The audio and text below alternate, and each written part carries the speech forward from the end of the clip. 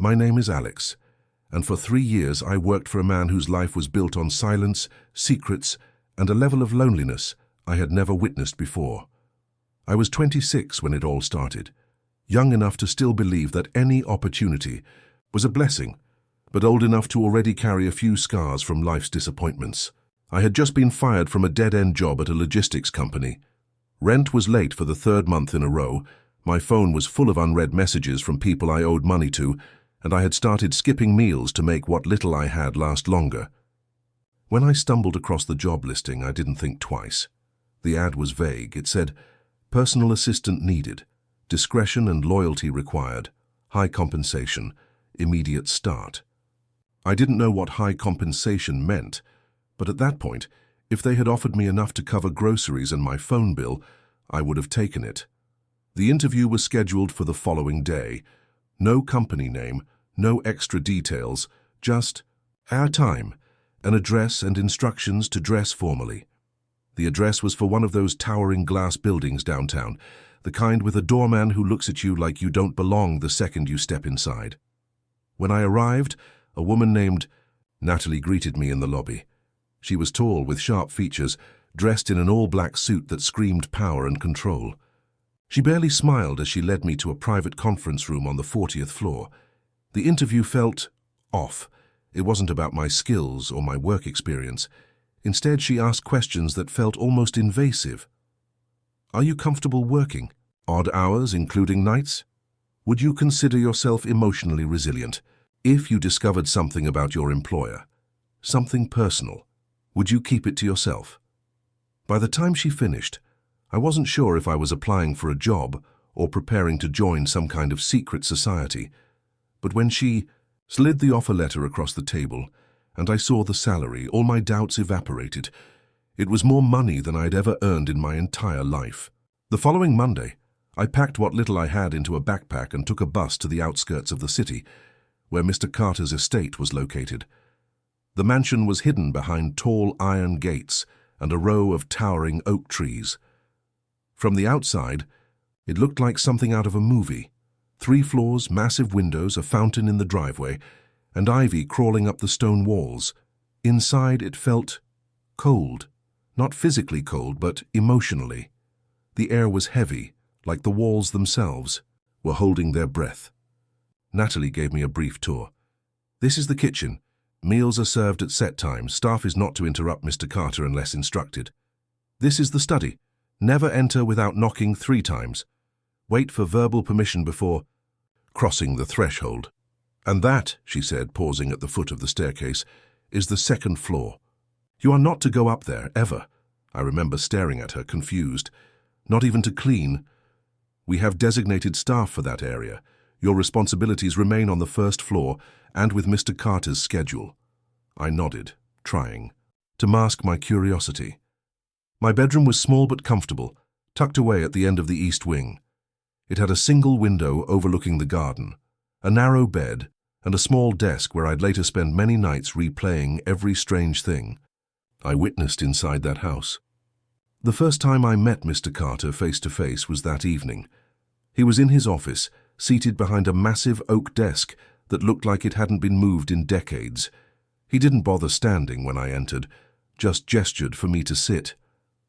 Alex, right?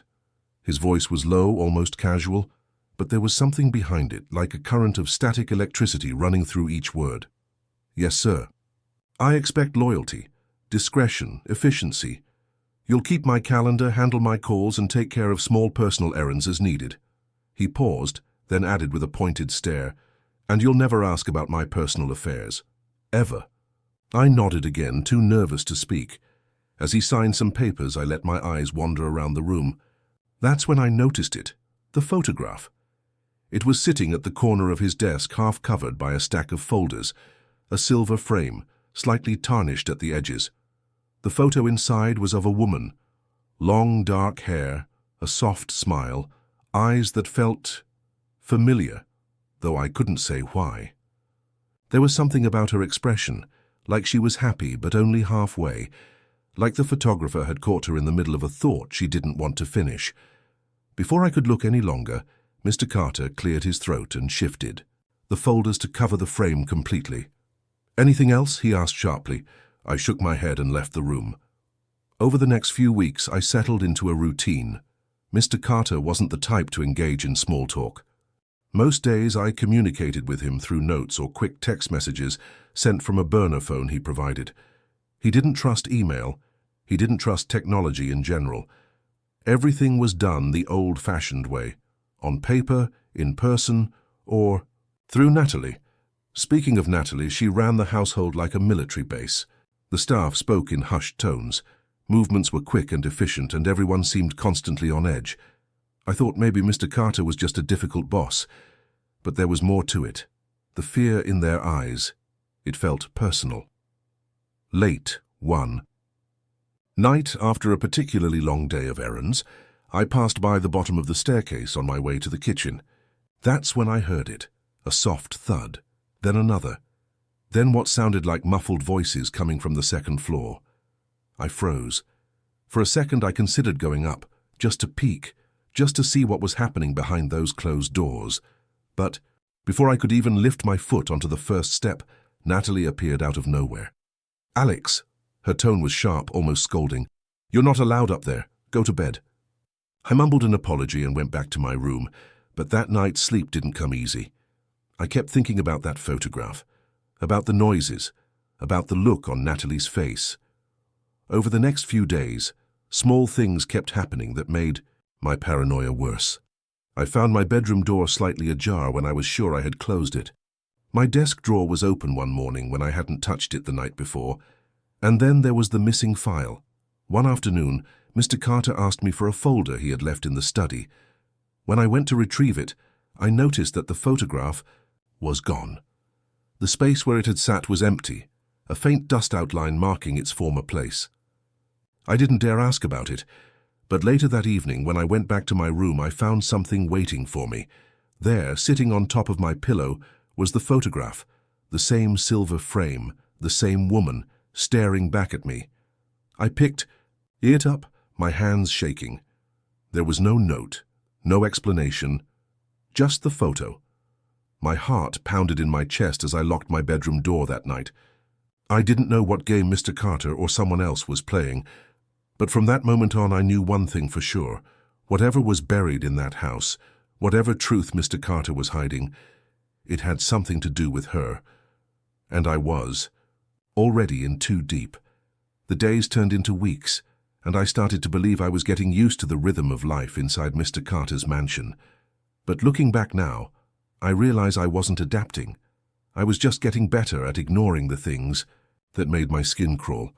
There was a weight in that house that never lifted, like the walls themselves had witnessed things they weren't allowed to forget. Every morning I followed the same routine: check Mr. Carter's calendar, confirm his meetings, run errands, and report back to Natalie. It became a pattern, predictable, repetitive, except for the moments when it wasn't. The first real crack in the routine happened late one Tuesday night. Mr. Carter had left earlier for a business dinner, and I was alone in the study, finishing up paperwork. I was halfway through organizing a stack of documents when I heard something strange. It was a sharp, almost metallic bang from upstairs, followed by hurried footsteps. Then, silence. I froze. I wasn't supposed to be curious, but my instincts took over. I tiptoed to the base of the staircase and listened. Nothing, just the low hum of the house's central heating system. I told myself it was probably one of the cleaning staff, maybe Natalie herself. But that small voice in my head, the one that had been whispering doubt since day one, kept telling me otherwise. That was the first time I thought about breaking the rules and going up to the second floor. But I didn't. Not yet. Over the next few days, Mr. Carter's mood started to shift. He had always been distant, but now he was volatile. One minute he'd sit in his office staring out the window like he wasn't even present, and the next he'd lash out over something trivial. Misplaced documents, a cold cup of coffee. Even the sound of my footsteps in the hallway seemed to set him off. I caught him on the phone late one night, pacing back and forth in the living room. His voice was low, but the anger in his tone was unmistakable. "No." I said, "No contact," he hissed. I don't care what she said, it's done. There was a pause. If she tries again, handle it. He ended the call with such force that the phone slipped from his hand and crashed onto the hardwood floor. Without even looking at me, he stormed upstairs, taking the steps 2 at a time, disappearing behind the door at the top of the landing. The door I'd never seen open. The forbidden room. That's what I had started calling it in my mind. I asked Natalie once, casually, trying to mask my curiosity. Hey, what's up there, on the 2nd floor, I mean? She didn't even blink. Storage. Storage for what? Things Mr. Carter doesn't want disturbed. And that was the end of the conversation, but I couldn't let it go. Especially after the night I found the scratch marks. I was dusting the banister, just as I did every Thursday morning when I noticed them. Long, thin gouges along the wooden surface right near the top step, as if someone had dragged something sharp, or struggled desperately to hold on while being pulled toward the locked door. My stomach turned. I told myself there had to be an explanation, but nothing about that house offered explanations. Then came the night I heard the crying. It was well past midnight. I had been in bed for hours, but sleep wasn't happening. The wind outside rattled the old window frames, and the occasional howl from the woods nearby made it worse. At first I thought I imagined it, a soft, broken sob coming from above. I sat up in bed, holding my breath. The crying continued, quiet, muffled, but definitely real. Without thinking, I slipped out from under the covers, grabbed a flashlight from my nightstand, and crept out into the hallway. The house was silent except for that sound. Pain, grief, maybe both, leaking through the floorboards. I made it to the base of the stairs before doubt hit me. I stood there, flashlight shaking in my hand, staring up at the landing like it was the mouth of a cave I wasn't meant to enter. But curiosity has a way of drowning out fear. Step by step, I climbed the stairs. I didn't make it to the top. Halfway up, just as my hand touched the banister, the door at the end of the hall swung open with violent force. There stood Mr. Carter. His face wasn't just angry, it was twisted with something deeper, something primal. His eyes were bloodshot, his hair disheveled, and his fists clenched so tight his knuckles were white. "What the hell do you think you're doing?" he snarled. I stumbled back down 2 steps, nearly dropping the flashlight. I heard something, I stammered. Thought maybe someone needed help. His gaze darkened.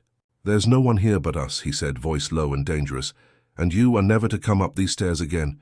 Do you understand me, Alex?" I nodded, too scared to speak. "Go back to your room." I didn't need to be told. Twice. That night I barely slept. Every creak of the floorboards made me jump. Every shadow outside my window felt like it was watching me. The next morning I expected him to fire me. I braced myself for the worst as I walked toward the study, heart pounding in my chest. But when I arrived, the door was closed, and Natalie was waiting with a list of errands like nothing had happened. Mr. Carter didn't mention the incident, didn't look at me, didn't speak a word to me for the rest of the day. That's when I found it. Later that afternoon, while searching my desk drawer for a pen, I discovered an envelope.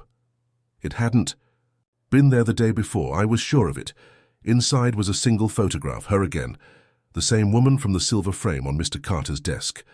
Only this time the picture was different. Older, faded at the edges like it had been handled too many times.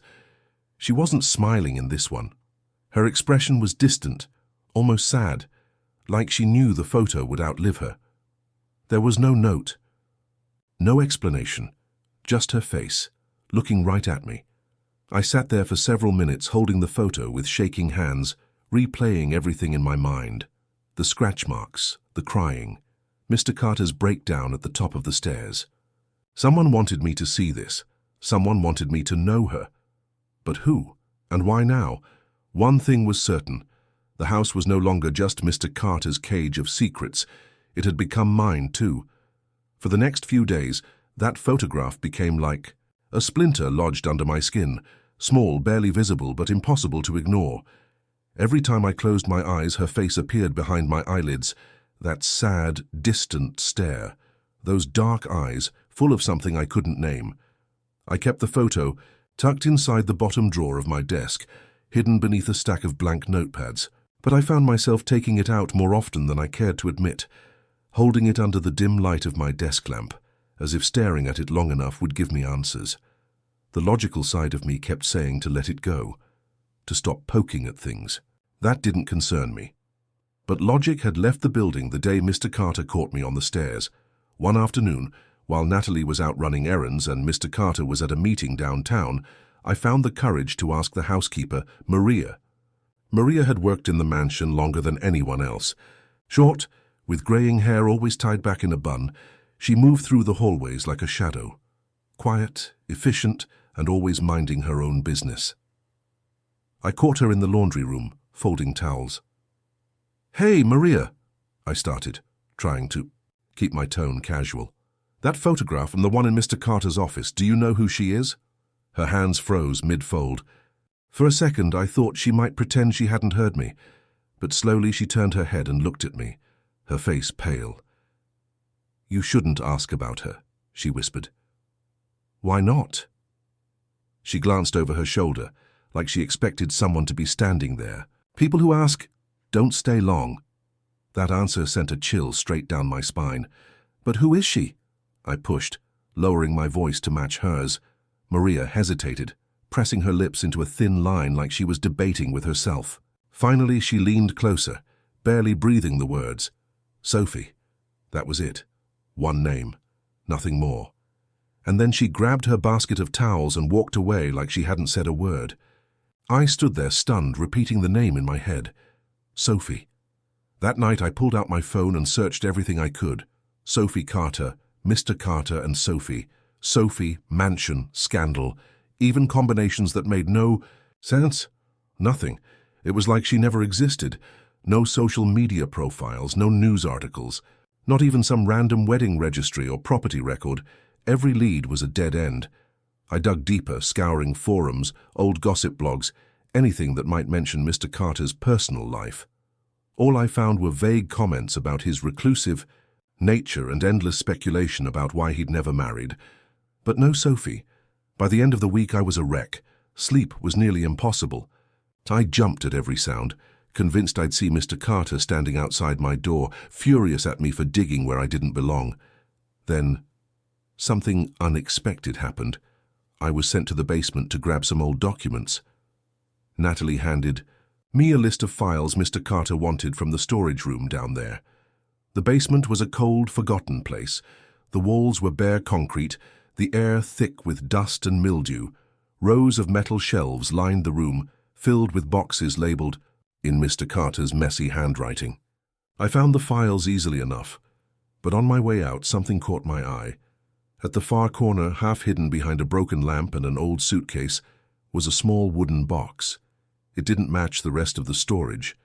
Everything else was dull and corporate-looking, but this box, it had carvings along the edges, delicate floral patterns, almost like it belonged in someone's bedroom, not a basement filled with tax documents and company records.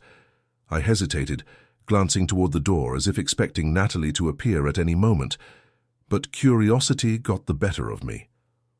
I pulled the box free and opened it. Inside were letters, dozens of them, neatly stacked and tied with a faded blue ribbon. My hands trembled as I untied the knot. The first letter was dated almost 8 years ago. I unfolded the yellowed paper and began to read. Dear Michael. My heart nearly stopped. Mr. Carter's first name was Michael. I had never heard anyone use it before, not Natalie, not the staff, not even business associates. He was always just Mr. Carter. I don't know how else to reach you. You've shut me out completely, and every attempt to see you has failed, but I have to believe that deep down you still care, that the man I fell in love with is still in there somewhere. Please, just talk to me. The rest of the letter blurred in my vision as 1,000 questions flooded my mind. I flipped through the next few letters. Each one was more desperate than the last. Sophie wrote about sleepless nights, unanswered calls, and waiting for him outside his office just for a glimpse. She begged for closure, for an explanation, for anything but silence. Some letters mentioned a place they used to meet, a small coffee shop near the river. Others talked about plans they had made for the future. And then things shifted. The later letters grew darker, accusatory, angry. You promised me forever, Michael. Do you even remember that? Do you even care that I'm drowning while you sit behind your walls pretending none of this happened? One letter near the bottom of the stack stopped me cold. You left me when I needed you the most, and now there's more at stake than just my heart. My fingers froze on that line. What did she mean? I sat on the cold basement floor for over an hour, reading every single word. By the time I finished, I was shaking. I carefully placed the letters back inside the box, retied the ribbon, and returned it to its hiding spot behind the suitcase. Back in my room, I lay awake staring at the ceiling, the name Sophie echoing in my mind like a broken record. There was a story here, one that Mr. Carter had buried under layers of silence and fear. But no matter how hard he tried to keep it hidden, I had found the first crack, and I wasn't about to stop digging. I couldn't stay away from the basement, not after what I had found. Every free moment I had, I made up excuses to go down. There. At first I told myself I was just being thorough with my cleaning duties. Then when that lie got too thin, I started claiming I was reorganizing old files at Mr. Carter's request. Natalie barely raised an eyebrow, too busy with her own tasks to notice where I disappeared for long stretches. I kept the box of letters hidden behind the suitcase during the day, but at night, when the house fell silent, and Mr. Carter's footsteps faded upstairs, I'd bring them to my room. I'd sit on my bed with the door locked, flashlight in hand, reading Sophie's words over and over again. The earlier letters were full of hope, the kind of innocent, blinding hope that only comes when you're still in love with the person destroying you. She wrote about long walks in the park, lazy afternoons with coffee and books, whispered promises made beneath the weight of shared blankets and closed curtains. She described Mr. Carter, not as the cold, distant man I knew, but as someone vibrant and kind, someone who laughed easily and held her like she was the center of his world. But as the letters went on, the tone shifted. "You've changed, Michael. You don't look at me the same way anymore. I can't compete with whatever's happening behind those office doors. I'm tired of being a secret." Her heartbreak unfolded slowly, like watching a crack spread across glass. Then came the betrayal. One letter, written with shaky handwriting and tear-stained ink, told me everything I needed to know about the turning point. "I saw you with her, Michael. I wasn't supposed to be there, I know, but I saw you. And now, I can't unsee it." Who was her? The letter didn't say. But the fury behind Sophie's words left no doubt that something had shattered between them. What followed were weeks of unanswered letters, each more desperate than the last. "If you won't face me, then I'll come to you. You can't hide. Forever. You think locking your doors will keep me out, but I'm not afraid of you." And finally, the last few letters. They were different, shorter, less emotional, almost calculated. "I have something to tell you, something that will change everything. You don't get to walk away from this. You need to see me, Michael, for both our sakes." The final letter in the box ended with a line that burned itself into my mind. "If you won't come to me, I'll come to you. No more games." After that, there were no more letters. Nothing. Like she had disappeared off the face of the earth. I couldn't stop wondering what had happened next. The next few days felt like walking on glass. Mr. Carter's moods became more erratic.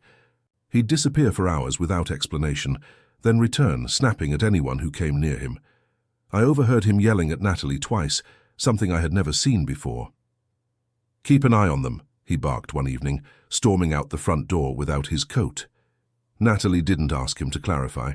She just nodded, then gave me a look that made my stomach turn cold. I started noticing small changes.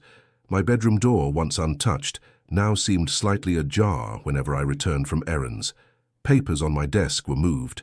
Not dramatically, but just enough to let me know that someone had been there. One afternoon, I caught Natalie standing outside my room, pretending to check her phone. We locked eyes for a brief second before she turned and walked away. Paranoia started to creep, in like fog under a door. I barely slept. Every sound felt like a threat, but still, I couldn't stop reading the letters. One night, I stayed up later than usual, flashlight dimmed low under my blanket, as I reread Sophie's final words for what felt like the 100th time. I was so lost in her story that I didn't hear the footsteps until it was too late. The floorboard right outside my door creaked. I froze, heart slamming against my ribs. Someone was standing there. Slowly, I reached over and turned off the flashlight. I shoved the letters back into the box as quickly as I could, cramming them under the bed just as the doorknob began to turn. Locked. Thank God I had locked it. But the knob jiggled again. Harder this time. Then silence. I held my breath for what felt like forever. Finally, after what must have been several minutes, I heard retreating footsteps. I didn't sleep at all that night. The next morning, there was a new padlock on the basement door. Natalie gave no explanation, just handed me a new schedule for the week and reminded me that Mr. Carter wanted fewer interruptions. Something was happening. I wasn't imagining it anymore. He knew, or at least he suspected. The air in the house felt heavier with each passing day. Mr. Carter paced the halls at odd hours, talking to himself. I overheard snippets of conversations I was never meant to hear. "Someone's been in my things. I told you to lock it. Why wasn't it locked?" "No." "I don't care what it costs. Just get it done." I wasn't sure who he was talking to. Maybe Natalie. Maybe someone on the other end of those late-night phone calls. But I knew one thing for sure. The walls were closing in on me. And now, it wasn't just about Sophie anymore. It was about survival. By the time everything reached its breaking point, I was already living in a constant state of anxiety. Every sound made me jump. Every shadow felt like it was moving closer. The mansion had become more than just a place where I worked. It felt like a trap, tightening around me with each passing day. I had spent the last few nights barely sleeping, lying in bed with my heart pounding in my ears. Every time I closed my eyes, I saw Sophie's face from that photo, her sad, distant stare burning into my brain like an afterimage. It was late afternoon when it happened. I was carrying a tray of documents from the study to Natalie's office when I noticed Mr. Carter outside in the garden. At first I thought he was just pacing like usual, lost in one of his mood swings, but something about the way he moved caught my attention. He wasn't just pacing. He was staggering, like he was drunk or dizzy or both. I put the tray down on a side table and stepped closer to the window. He was standing near the rose bushes, his back to the house, both hands clutching his head. I could see his shoulders shaking. For a split second, I thought he might be crying. But then, out of nowhere, he let out a scream. Not a shout, not a yell, an actual guttural scream that ripped through the air and froze me in place.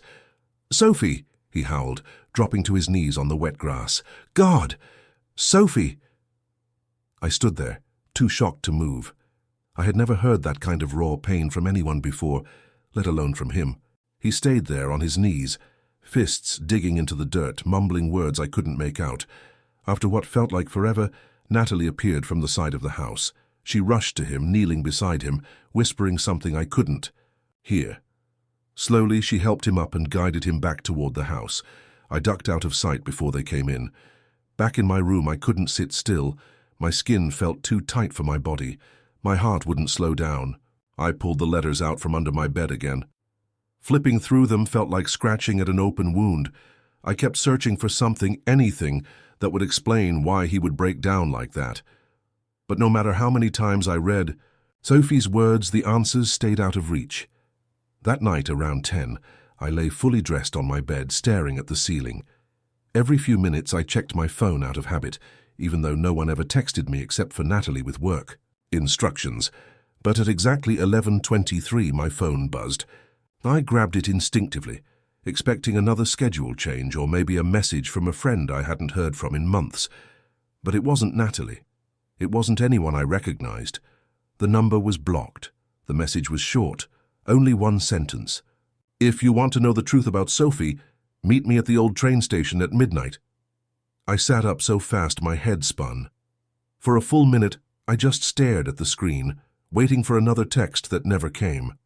My first instinct was that this was some kind of joke, but no one in my life, not a single person, even knew about Sophie. No one except Mr. Carter, Natalie, and the silent staff of that house. And none of them would send a message like this. I read the text again, then a third time. My hands were shaking, but not from fear, from adrenaline. I checked the time, 11:30 now. The old train station wasn't far, maybe a 20-minute walk if I cut through the back streets. A smarter person would have deleted the message, would have stayed in bed, locked the door, pretended they never saw it, but I couldn't. I grabbed my jacket and slipped out of my room. The house was dark and quiet, but I moved like a thief, every step, slow and deliberate. I avoided the squeaky floorboards I had memorized over the past few months. I didn't want anyone to hear me, especially not Mr. Carter. The night air hit me like a slap as I stepped outside, cold, sharp, with that strange electric tension you feel right before a thunderstorm. I kept my hood up and my head down as I made my way through the side gate. The streetlights buzzed weakly, casting long, distorted shadows across the sidewalk. My breath clouded in the air as I walked faster, my heart thumping with every step. The old train station sat at the edge of town, long abandoned, boarded up, windows and rusted tracks that hadn't seen a train in decades. Kids used to go there to drink and spray paint the walls, but tonight it felt completely deserted. By the time I arrived, it was exactly midnight. I stood at the edge of the platform, scanning the area. "Hello?" I called out, my voice shaky, and too loud in the stillness. Nothing. Just the creak of the old metal roof swaying in the wind. I waited, shifting from foot to foot, debating whether I should leave. Then I heard it. Footsteps. Soft at first, then louder, coming from inside. The station building. I turned toward the noise, my heart pounding so hard it made my vision blur. A figure emerged from the shadows near the entrance. A woman, mid to late 50s, dressed in a long grey coat. Her hair was tied back loosely, strands falling around her face. Her expression was serious but not unkind. "Alex?" she asked, her voice low but steady. I blinked, stunned that she knew my name. Who are you?" I asked, taking a cautious step back. "My name's Margaret," she said. "I was Sophie's friend, her closest friend." For a moment I couldn't speak. The name hit me like a physical blow. "How do you know?" "About me?" I managed to ask. "I've been keeping an eye on you," she said simply. "Ever since you started asking questions. Ever since you went digging where you shouldn't." Her words sent a chill straight through me. "What do you want from me?" She shook her head. "It's not about what I want. It's about what you need to know, about Sophie, about Michael Carter, about everything he did, and everything he covered up." I swallowed hard, my throat suddenly dry. "And why now?" I asked. "Why tell me now?" Margaret's eyes softened just a little.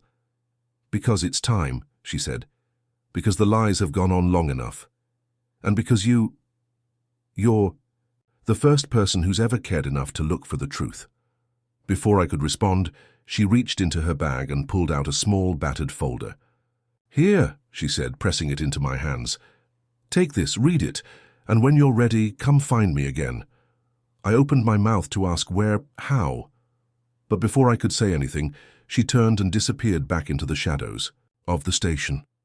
I stood there, frozen, staring at the folder in my hands. I didn't know what was inside. I didn't know what answers or new questions it would bring. But one thing was clear. Whatever I thought I knew about Mr. Carter, about Sophie, I was about to find out just how wrong I had been. I stood there for what felt like forever, the cold air cutting through my jacket, my fingers going numb as I clutched the folder Margaret had pressed into my hands. My heart wouldn't slow down. The weight of it felt like I was holding something radioactive, dangerous. I kept staring into the dark where she'd disappeared, half expecting her to come back to say it was all some kind of test, a joke maybe. But no one came. The streets were empty on my walk back. The whole city seemed asleep, as if the universe itself was holding its breath, waiting for me to open that folder. By the time I got back to my room, it was past 1 in the morning. I didn't bother changing clothes or even locking the door. I sat on the floor back against the bed and slowly peeled the folder open. The first thing that fell out was a photograph. It was old, the colors faded, the edges curling with time. Sophie stood in front of a small house I didn't recognize. She wasn't smiling like she was in the picture from Mr. Carter's desk. Her expression was softer, more vulnerable, and then I noticed she was holding her stomach, cradling it with both hands in that unmistakable way that only expectant mothers do. I froze. My brain scrambled for an explanation. Maybe it was just a coincidence. Maybe it wasn't what it looked like. But then I unfolded the documents beneath the photo. Medical records, prenatal appointments, lab results, all with Sophie's name printed across the top, and below that, the father's name, Michael Carter. The letters on the page seemed to vibrate as I read them, like my body couldn't process what my eyes were seeing.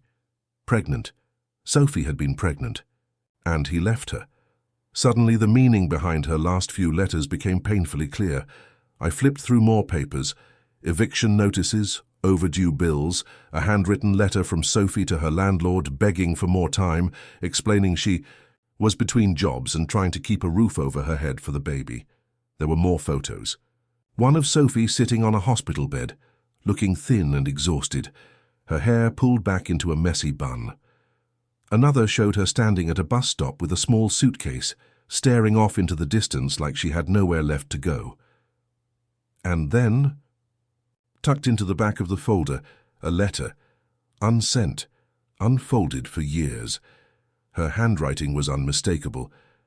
Michael, I don't even know why I'm writing this anymore. You've made it clear that I don't exist to you, but there are things you need to know. I've been sick. The doctors say stress isn't helping, but how am I supposed to stay calm when you won't even return my calls? When I'm about to bring a child into this world alone? I read that line over and over. Your child, Michael. My stomach twisted.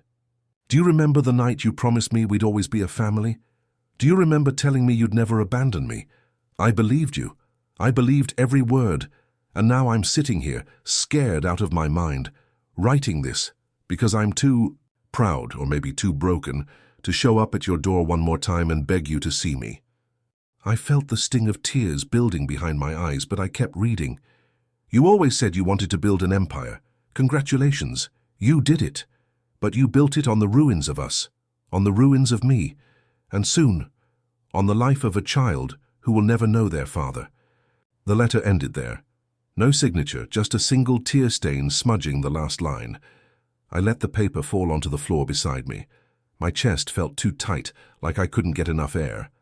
I thought about Mr. Carter screaming her name in the garden, about the locked room upstairs, about the paranoia, the mood swings, the late-night phone calls. It all started to make sense in a way I hated. This wasn't just about a failed relationship. This wasn't just about some tragic breakup, buried in his past. This was about guilt, the kind that festers and grows until it takes on a life of its own. I sat there until the sun started to rise, the pale light creeping through my curtains, painting everything in dull shades of grey. Sleep wasn't going to happen. I took a quick shower, threw on a clean shirt, and stuffed the folder deep inside. My backpack. I didn't know what my plan was, but I knew I couldn't sit in that room with this information burning a hole in my mind. When I stepped out into the hallway, the house was quiet. Too quiet. I made my way toward the kitchen, thinking maybe I could clear my head with a cup of coffee, but as I turned the corner near the main staircase, I nearly ran straight into Natalie. She stood there, arms crossed, staring at me like she already knew. "Rough night?" she asked, voice cool as always. I froze, my heart skipping a beat. "Just couldn't sleep," I said, forcing a smile I didn't feel. Her eyes drifted to the backpack slung over my shoulder. "Going somewhere. Just needed some fresh air." She held my gaze for a long second before stepping aside to let me pass. I walked out the front door, my legs moving faster than my brain could keep up. I didn't stop until I was halfway down the street, far enough from the mansion to finally breathe. I pulled out my phone and scrolled through my contacts until I found the unknown number that had texted me the night before. I typed one word. "Where?" A few minutes later, the reply came. "Same place, tonight." I stared at the screen, my pulse pounding. Margaret wasn't finished, and neither was I. I spent the entire day pacing around my room, rehearsing the conversation in my head, playing out different scenarios like I was preparing for a battle I already knew I couldn't win. My hands wouldn't stop shaking. Every time I sat down, I stood right back up again. My heart was trapped somewhere between my throat and my stomach. Part of me wanted to run, to leave the mansion for good, disappear into the city, and never look back. But the other part, the louder, angrier part, couldn't let it go. I had carried Sophie's words inside me for too long now. They echoed with every breath I took. By late afternoon, I made up my mind. I waited until Mr. Carter returned from a business meeting. I could hear his voice from down the hall as he spoke to Natalie in that clipped, controlled tone he always used when he wanted people to stay out of his way. After a few minutes, he retreated to his office. I waited for the house to fall quiet, again before making my move. I slipped the folder with Sophie's letters and documents into my jacket. My legs felt like lead as I walked toward his office door. My knuckles hovered in the air for a second before I knocked. 3 times, like always. "Come in," he said, his voice low. I stepped inside. He didn't look up from his papers right away. The late afternoon sun streamed through the large window behind him, casting long shadows across the room. The silver photo frame was still missing from his desk. "What is it, Alex?" he asked, finally glancing at me. I shut the door behind, my heart beating faster with every second. "We need to talk," I said. He raised an eyebrow. "About what?" I pulled the folder from my jacket and placed it on his desk. His entire body went still. For a long, painful moment, he just stared at it. "What is this?" His voice was softer now, but there was an edge underneath. "You already know what it is." He didn't open it, didn't touch it, just sat there looking at the folder like it might explode. "Where did you get this?" he asked, barely above a whisper. "That doesn't matter." His jaw tightened. "You've been snooping through my personal things?" I took a step forward. "I had to. You weren't going to tell me the truth." "Were you?" His hands clenched into fists on the desk. "This is none of your business. It became my business the moment you made me part of this house, part of your life. I've spent the last year watching you spiral, Mr. Carter, watching you snap at people, isolate yourself, talk to walls. And all this time, it was because of her, because of Sophie." At the sound of her name, something cracked in him. His chair scraped back as he stood suddenly, knocking over a glass of water in the process. The liquid spilled across the desk, soaking the corner of the folder. Still, he didn't touch it.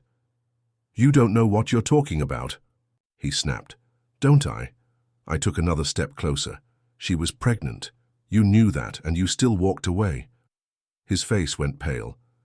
For the first time since I'd known him, I saw something that looked like fear in his eyes. "Stop." His voice wavered. "I didn't. I read every letter she wrote to you. Every single one. I saw the hospital records, the eviction notices, the photos of her, alone and scared, while you built your empire." "Enough," he shouted, slamming his fist against the desk so hard I flinched. The room fell silent. The only sound was the dripping water from the overturned glass. I waited, letting the weight of the silence push down between us. He stood there, breathing hard, staring at the floor like he didn't recognize where he was anymore. Then, something shifted in him. His shoulders slumped. His hands, still trembling, rose to his face. And just like that, he broke. He sank back into his chair, covering his face with both hands. The room filled with the sound of him struggling for air, like every breath hurt. "I couldn't do it," he whispered. "I couldn't face her, or myself." I stayed where I was, barely daring to breathe. "I was scared," he continued, voice shaking. "I told myself she'd be better off without me, that I had nothing to offer her or the baby. I was drowning in debt back then. My company was failing. I felt like everything I touched fell apart." I swallowed hard. "So you just disappeared?" He nodded slowly. "I thought if I cut her off, she'd hate me enough to move on, to find someone better, someone stable." My stomach turned. "You didn't even read her last letter, did you?" His head shot up, eyes glassy with unshed tear. "What?" I reached into the folder and pulled out the final letter, the one Sophie never sent. The paper was still stained from when I first read it. I unfolded it and placed it in front of him. "This one," I said quietly. His fingers hovered over the page, shaking too hard to pick it up. For several moments he just stared at it, and then, slowly, he began to read. I watched the realization wash over him, the horror, the regret, each line digging into him like a knife. By the time he reached the last word, tears were streaming down his face. "She was going to tell me," he whispered almost to himself. She wanted me to know." I nodded. "But you locked her out. You locked all of it away."